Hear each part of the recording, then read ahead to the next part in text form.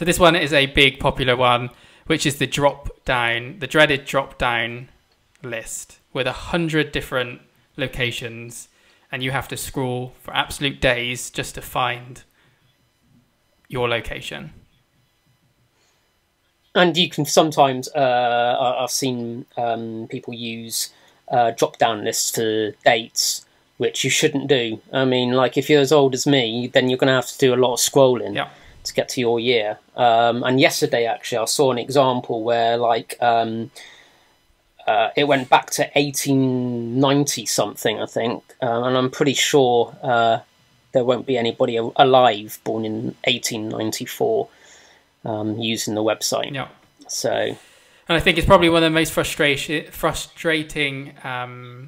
issues for users is having that whole drop-down menu. They have to scroll for days and days, and especially in some cases where, like, for instance, in this one, it's in alphabetical order, but United Kingdom sometimes isn't in alphabetical order and is in a completely different location, which makes it even more confusing for the user to try and find where they are.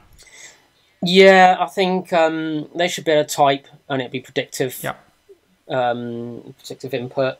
If you're going to have a drop down, you should have the most common ones at the top, and then maybe they're segmented, and then you've got the other list. But at the same time, you should still be able to type. Yeah. You know, and then it will just jump. Or if you start if you start typing, it should just jump to it. But yeah, not the best use of using a drop down list. And I think really, either it's not very good for. Carry on. What are you saying then?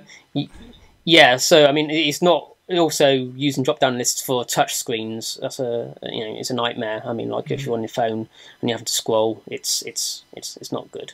Yeah, and I think there's two solutions here. Either have that auto suggest where you start typing and it populates all of the correct locations or whatever the drop-down is for, or just simply having a free-form text field if that works for you.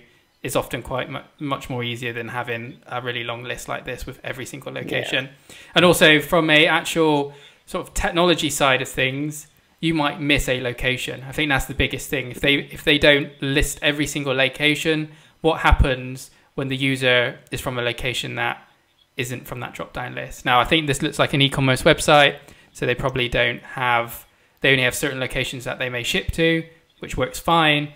But in a scenario, if you're like a sign-up form and you need to put the user needs to input where they're from, and you just simply forgot about that location, because there is sometimes that there's some issues.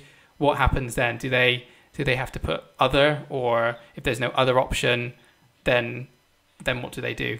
At that point you're sort of stopping the user from continuing that sign-up process. So so they're not good, and I think anyone that does use them, definitely consider changing that as an option on your website.